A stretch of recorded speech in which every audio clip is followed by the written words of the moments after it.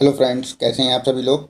स्वागत है आपका शुक्ला स्टडी सर्कल पर। मैं अंशु आपका स्वागत करता हूं। फ्रेंड्स, आज हम लोग क्लास 7 की जो एनसीईआरटी की हिस्ट्री है उसमें हम लोग चैप्टर सेकंड करेंगे। और इस चैप्टर सेकंड का नाम क्या है? तो नए राजा और उनके राज्य। आज का चैप्टर बहुत ही इंटरेस्टिंग होने वाला है। इस चैप्टर से कम 2 मार्क्स का क्वेश्चन बनता है। आज के इस चैप्टर में हम लोग पढ़ेंगे कि 7वीं शताब्दी में किन किन राजवंशों का उदय हुआ, राष्ट्रकूट वंश सत्ता में कैसे आया, इसके पीछे की कहानी को जानेंगे।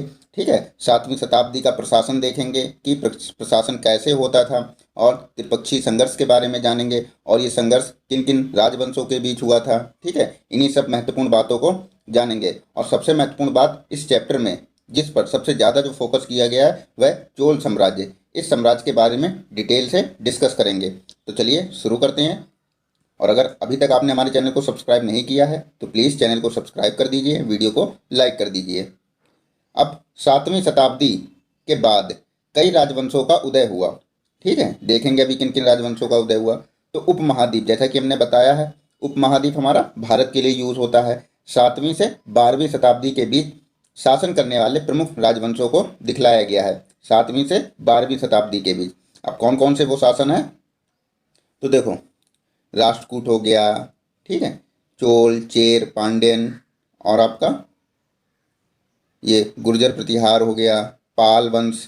ठीक है, इनके बारे में आगे डिस्कस करेंगे अभी हम लोग। अब नए राजवंशों का उदय कैसे हुआ, तो 7वीं सदी आते आते उपमहाद्वीप के विभिन्न भागों में बड़े भूस्वामी और योद्धा सरदार अस्तित्व में आ चुके थे। ठीक है, जिनके पास ज़्यादा खेती होती थी उनको हम बड़े भूस्वामी कहते थे। योद्धा कौन थे? जो लड़ाई में अच्छे थे, युद्ध करने में अच्छे थे। ठीक है, राजा लोग प्रायः उन्हें अपने महातत या सामंत के रूप में मान्यता देते थे। किन्हें? जो बड़े बड़े योद्धा थे और जो बड़े भूस्वामी थे, ये लोग राजा के सामंत हुआ करते थे। ठीक है, और इन लोगों से उम्मीद की जाती थी कि वह राजा या स्वामी के लिए उपहार लाएं, उनके दरबार में हाजिरी लगाएं और उन्हें सैन्य सहायता प्रदान करें। ये उम्मीद किससे की जाती थी? तो बड़े भूस्वामी या योद्धा सरदारों से की जाती थी। ठीक है, अधिक सत्ता और संपदा हासिल करने पर सामंत अपने आप को महासामंत या महामंडलेश्वर, पूरे मंडल का स्वामी इत्यादि घोषित कर देते थे। अब जैसे उनके पास जो सामंत हुआ करते थे, अब उनके पास अधिक सत्ता आ गई। ठीक है, खूब पैसा आ गया। ठीक है, तो वो लोग क्या करते थे? पहले सामंत हुआ करते थे, अब वो अपने आप को महासामंत या महामंडलेश्वर घोषित कर देते थे। कभी कभी अपने स्वामी के आधिपत्य से स्वतंत्र हो जाने का दावा भी करते थे। कैसे? तो इसी तरह का एक उदाहरण है दक्कन में राजपूतों का। शुरुआत में वे कर्नाटक के चालुक्य राजाओं के अधीन थे। कौन? जो राजपूत वंश थे वो किसके अधीन थे? तो कर्नाटक के चालुक्य राजाओं के अधीन थे। 8वीं सदी के मध्य में एक राष्ट्रकूट प्रधान दंती दुर्ग ने अपने चालुक्य स्वामी की अधीनता से इनकार कर दिया। ठीक है, अब राष्ट्रकूट किनके अधीन थे? तो ये आप लोगों को ध्यान रखना, चालुक्यों के अधीन थे। उसे हराया और हिरण्य गर्भ, इसका अर्थ क्या होता है हिरण्य गर्भ? सोने का गर्भ नामक एक अनुष्ठान करवाया। किसने करवाया? तो राष्ट्रकूट शासक दंती दुर्ग ने। और ये किसके अधीन था? तो ये चालुक्यों के अधीन था। जब ये अनुष्ठान ब्राह्मणों की सहायता से संपन्न किया जाता था तो यह माना जाता था कि इससे याजक जन्मा क्षत्रिय न होते हुए भी क्षत्रियत्व के रूप में दोबारा क्षत्रियत्व प्राप्त कर लेगा। ठीक है, अनुष्ठान कौन सा अनुष्ठान? तो हिरण्य गर्भ अनुष्ठान। अगर जो भी व्यक्ति इस हिरण्य गर्भ अनुष्ठान को करवाता था वो जन्मा क्षत्रिय ना होकर, मतलब क्षत्रिय के परिवार में जन्म ना लेते हुए भी इस यज्ञ को कराने के बाद क्षत्रियत्व प्राप्त कर लेता था। ठीक है, इसका अर्थ भी आप लोग ध्यान रखना। हिरण्य गर्भ का क्या अर्थ है? सोने का गर्भ। आगे बढ़ते हैं। अब कुछ अन्य उदाहरण भी हैं। ठीक है, जैसे उद्यमी परिवारों के पुरुषों ने भी अपनी राजशाही कायम करने के लिए सैन्य कौशल का इस्तेमाल किया। ठीक है, मिसाल के तौर पर कदम्ब मयूर शर्मन और गुर्जर प्रतिहार हरीशचंद्र, जिन्होंने अपने परंपरागत पेशे को छोड़कर शस्त्र को अपना लिया था। किसने परंपरागत पेशे को छोड़ दिया? तो इन दोनों का नाम आपको ध्यान रखना है। और क्या अपना लिया था? तो शस्त्र अपना लिया था, और क्रमशः कर्नाटक और राजस्थान में अपने राज्य सफलतापूर्वक स्थापित किए। कदम्ब मयूर शर्मन ने कर्नाटक में और गुर्जर प्रतिहार ने राजस्थान में। आगे बढ़ते हैं। अब ये एलोरा की गुफा जो 15 है उसमें ये विष्णु को नरसिंह अर्थात पुरुष सिंह के रूप में दिखलाया गया है। किस गुफा में? तो गुफा संख्या 15 में विष्णु को नरसिंह या पुरुष सिंह के रूप में दिखलाया गया है, और ये राष्ट्रकूट काल की कृति है। ये भी आप लोग ध्यान रखना।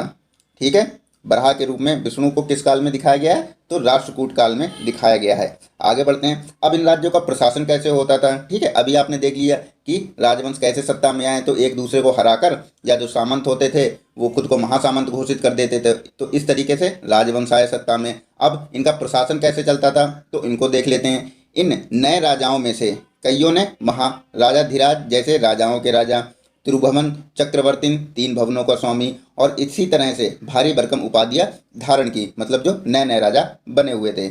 आगे बढ़ते हैं। लेकिन इस तरह के दावों के बावजूद वह अपने सामंतों और साथ ही साथ किसान, व्यापारी तथा ब्राह्मणों के संगठनों के साथ अपनी सत्ता की साझेदारी करते थे।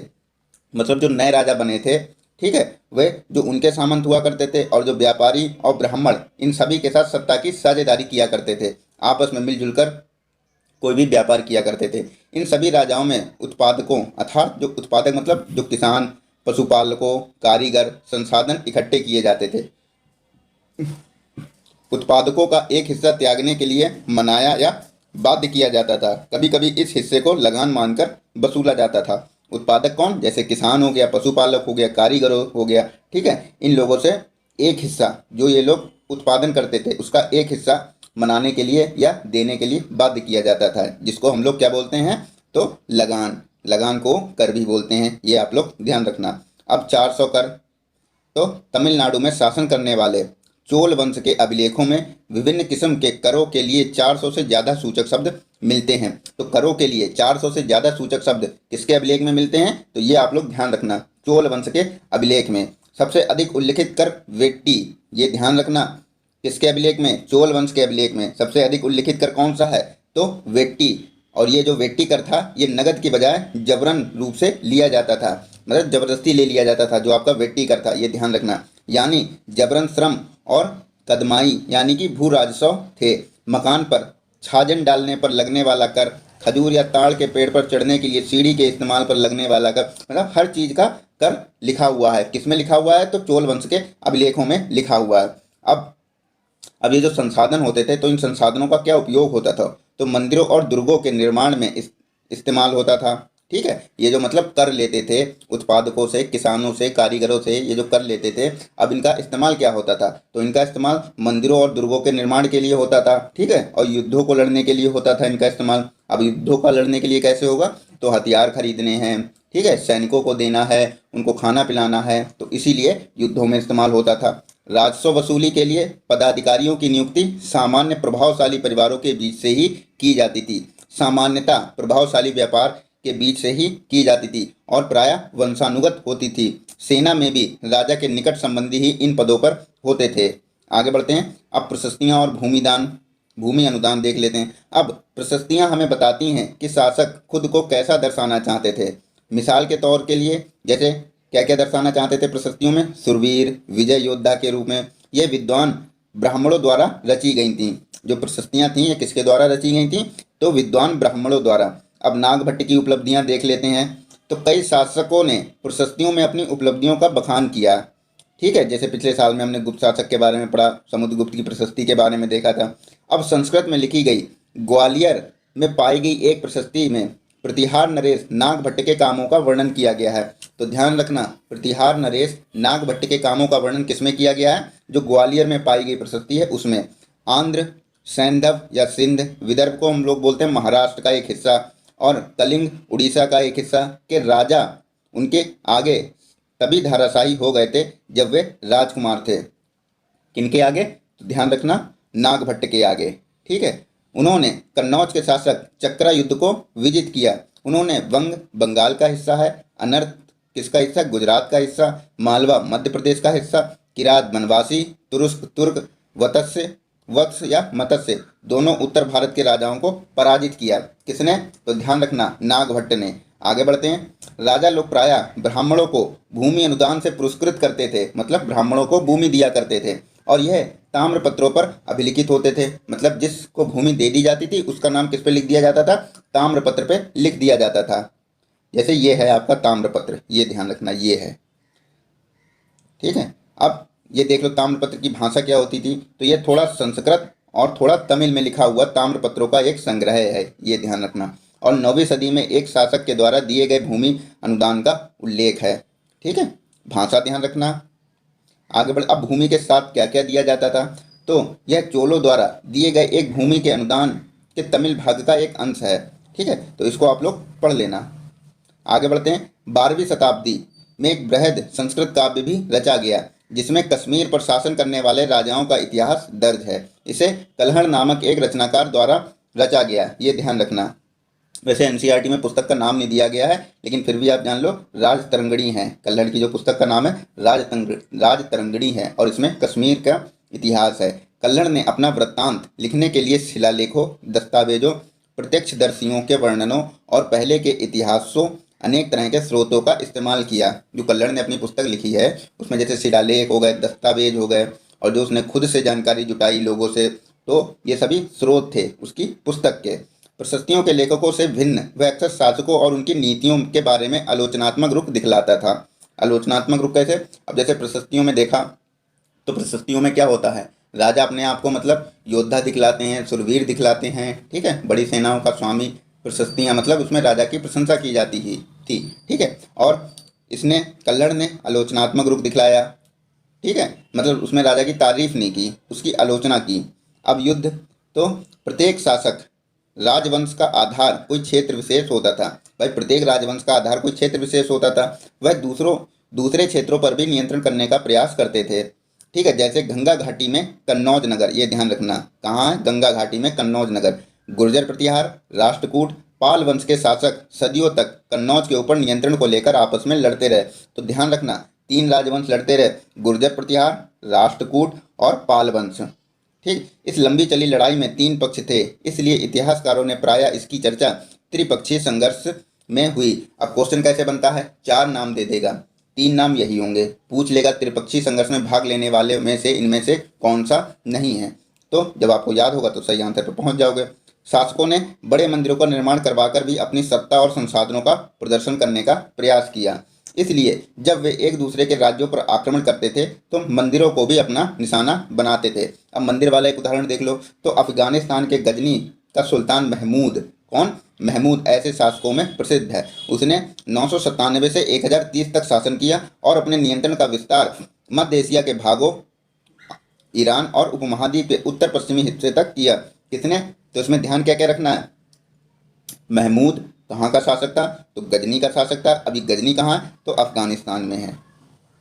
ठीक है, उसका निशाना था संपन्न मंदिर। किसका निशाना था? महमूद गजनवी का, जिनमें से गुजरात का सोमनाथ मंदिर। ठीक है, महमूद गजनवी ने गुजरात के सोमनाथ मंदिर पर ही आक्रमण किया था और इस मंदिर से जो धन मिला उसका बहुत बड़ा हिस्सा गजनी में वैभवशाली राजधानी के निर्माण में खर्च हुआ। घर के भारत में नहीं खर्च हुआ, बाहर ले जाके इसने गजनी में खर्च किया। ठीक है, पूछा जाता है क्वेश्चन। महमूद ने अलबरूनी नामक एक विद्वान इस उपमहाद्वीप का लेखा जोखा लिखने का काम सौंपा। अब पूछ लिया जाता है अलबरूनी किसके साथ आया, तो महमूद गजनवी के साथ आया।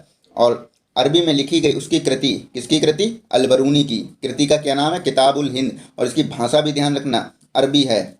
ठीक है, युद्ध करने वालों में दूसरे राजाओं में चहमान भी थे। चहमान मतलब चौहान, जो बाद में चौहान के रूप में जाने गए। दिल्ली और अजमेर के आसपास के क्षेत्र पर शासन करते थे। कौन शासन करता था? तो चहमान या चौहान। उन्होंने पश्चिम और पूर्व की ओर अपने नियंत्रण क्षेत्र का विस्तार करना चाहा, जहां उन्हें गुजरात के चालुक्य और पश्चिमी उत्तर प्रदेश के गढ़वालों से टक्कर लेनी पड़ी। किसे टक्कर लेनी पड़ी? तो चौहानों को टक्कर लेनी पड़ी, ये ध्यान रखना। और चौहानों का सबसे प्रसिद्ध शासक कौन था? पृथ्वीराज तृतीय, जिसने सुल्तान मोहम्मद गौरी नामक अफगान शासक को हराया। यहाँ पर 1191, ठीक है, 1191 में हराया। फिर 1192 में ये खुद हार गया था। ये जो पृथ्वीराज जो तृतीय था, इसने पहले युद्ध में उसे हराया मोहम्मद गौरी को, और दूसरे युद्ध में ये पृथ्वीराज तृतीय हार गया था। तो ये आप लोग ध्यान रखना। ठीक है, तराइन का प्रथम युद्ध 1191, तराइन का द्वितीय युद्ध 1192। आगे बढ़ते हैं, अब चोल राज्य के बारे में देख लेते हैं। तो उरैयूर से तंजावुर तक। ठीक, अब चोल वंश सत्ता में कैसे आया, तो ये जान लो। तो कावेरी डेल्टा में मुटरियार नाम से प्रसिद्ध एक छोटे से मुखिया परिवार की सत्ता थी। कावेरी डेल्टा में किसके नाम की प्रसिद्ध? तो मुटियार, ये ध्यान रखना। उरैयार के चोल वंशीय प्राचीन मुखिया परिवार के विजयालय ने ये ध्यान रखना। विजयालय ने 9वीं शताब्दी के मध्य मुटरियों को हराकर कावेरी के डेल्टा पर कब्जा जमाया। ये चोल शासक है विजयालय, और इसी ने मुटरियों को हराकर कावेरी पर कब्जा जमाया और वहाँ तंजावुर शहर और निशुम्भ सूदनी देवी का मंदिर बनवाया। किसने? विजयालय ने। आगे बढ़ते हैं। अब चोल राज्य ये है, देखो, ठीक है, ये आपका उरैयूर है, ठीक है, और ये तंजौर है, ये ध्यान रखना, ठीक, और ये आपकी कावेरी नदी है, ठीक है, और ये यहाँ पे ये चोल ये सब बसे हुए थे इस पूरे इलाके में। आगे बढ़ते हैं। विजयालय के उत्तराधिकारियों ने पड़ोसी इलाकों को जीता और उसका राज्य अपने क्षेत्रफल तथा शक्ति दोनों के रूप में बढ़ता चला गया। दक्षिण और उत्तर के पांड्यन और पल्लव के इलाके इस राज्य का हिस्सा बना लिए गए। जो विजयालय के जो मतलब बाद के उत्तराधिकारी हुए, उन्होंने कईयों इलाकों को, जितने भी उनके पड़ोसी इलाके थे उनको जीता और पांड्यन और पल्लव के इलाके भी अपने राज्य में मिला लिए थे। राजराज प्रथम जो सबसे शक्तिशाली चोल शासक माना जाता है, 985 में राजा बना और उसी ने इनमें से ज़्यादातर क्षेत्रों पर अपने नियंत्रण का विस्तार किया। तो ये ध्यान रखना, जो राजराज प्रथम था इसी ने सबसे ज़्यादा क्षेत्रों पर नियंत्रण किया। अब साम्राज्य के प्रशासन का भी पुनर्गठन किया, ठीक है। तो कैसे? तो राजराज के पुत्र राजेंद्र प्रथम ने उसकी नीतियों को जारी रखा। उसने गंगा घाटी, श्रीलंका, दक्षिण पूर्व एशिया के देशों पर हमला भी किया। इन अभियानों के लिए उसने एक जल सेना भी बनाई। अब क्वेश्चन बनता है, जल सेना निम्न में से किन राजवंश के राजाओं ने बनाई? तो ध्यान रखना, राजेंद्र प्रथम ने जल सेना बनाई थी।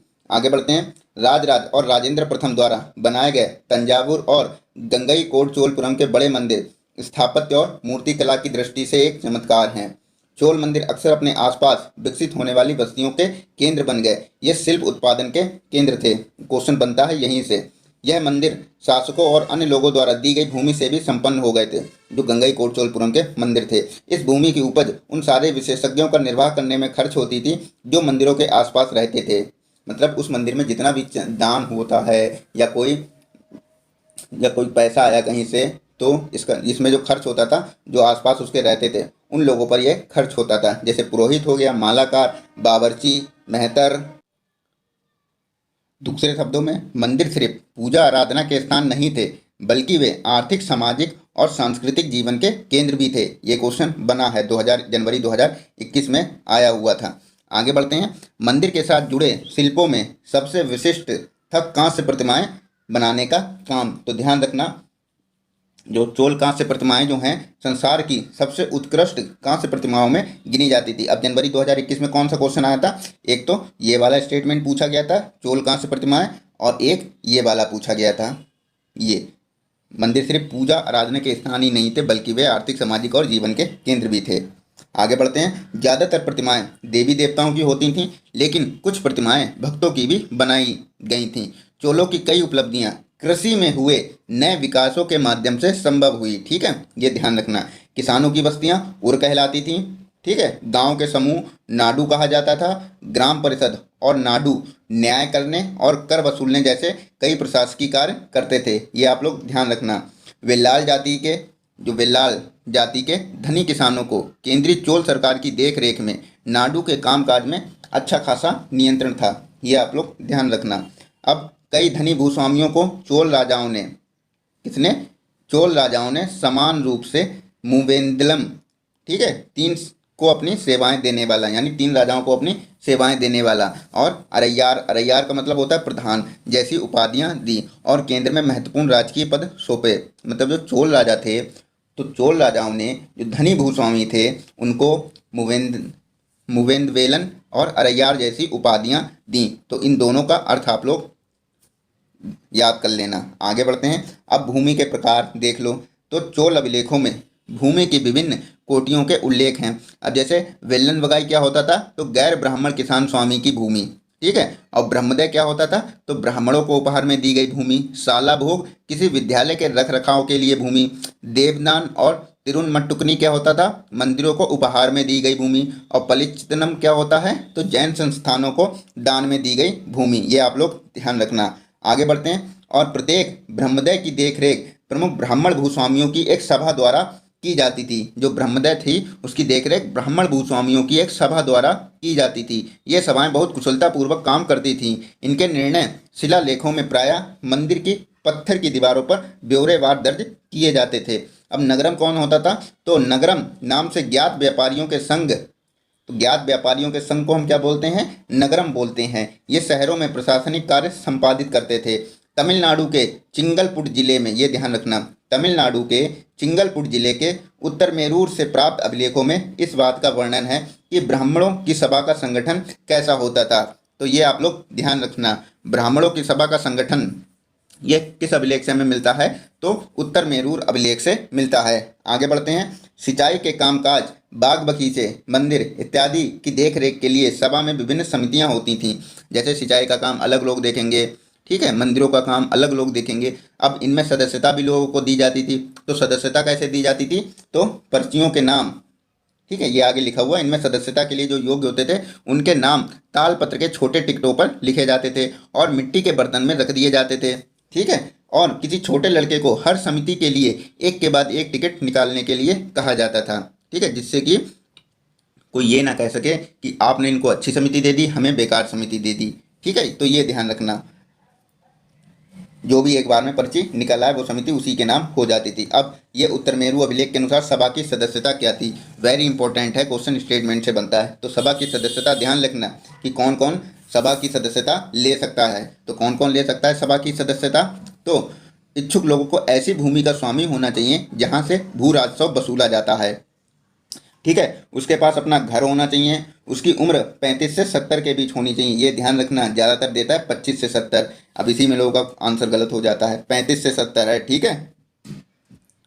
उन्हें वेदों का ज्ञान होना चाहिए। उन्हें प्रशासनिक मामलों की अच्छी जानकारी होनी चाहिए और ईमानदार होना चाहिए। यदि कोई पिछले 3 सालों में किसी समिति का सदस्य रहा है तो वह किसी और समिति का सदस्य नहीं बन सकता, ठीक है। जिसने अपने या अपने संबंधियों के खाते जमा नहीं कराए हैं वह चुनाव नहीं लड़ सकता। खाते मतलब जिसने कर्जा नहीं चुकाया है। अब अभिलेखों में राजाओं और शक्ति संपन्न पुरुषों के बारे में तो जानकारी मिलती है। अब ये आपके किसी काम का नहीं है। आगे बढ़ते हैं। अब ये ध्यान रखना, 12वीं शताब्दी की तमिल कृति पेरिया पूर्णम से एक उद्धरण। तो ये ध्यान रखना, ये तमिल कृति है, पेरिया पूर्णम। आगे बढ़ते हैं। पढ़ना चाहो तो आप लोग इसको पढ़ लेना। अब ये कांस्य मूर्ति है, चोलकालीन कांस्य मूर्ति, ये देखो, ठीक है। आगे बढ़ते हैं। अब तांग वंश के युग का चीन। तो चीन में तांग वंश का भी शासन चलता था। तो चीन में ताग राजवंश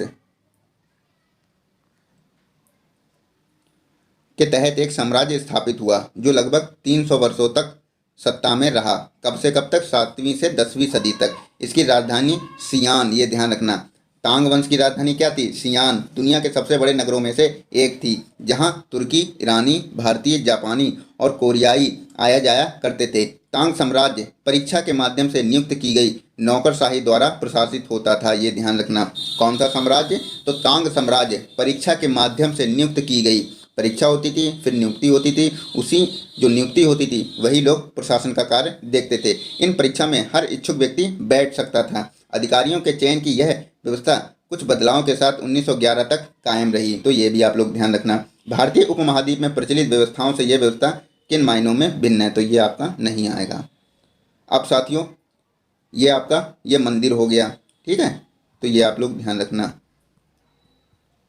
तो साथियों, आज के लिए बस इतना। वीडियो अच्छी लगी है तो प्लीज़ वीडियो को लाइक करें, चैनल को सब्सक्राइब करें। कल फिर मिलते हैं, तब तक के लिए जय हिंद।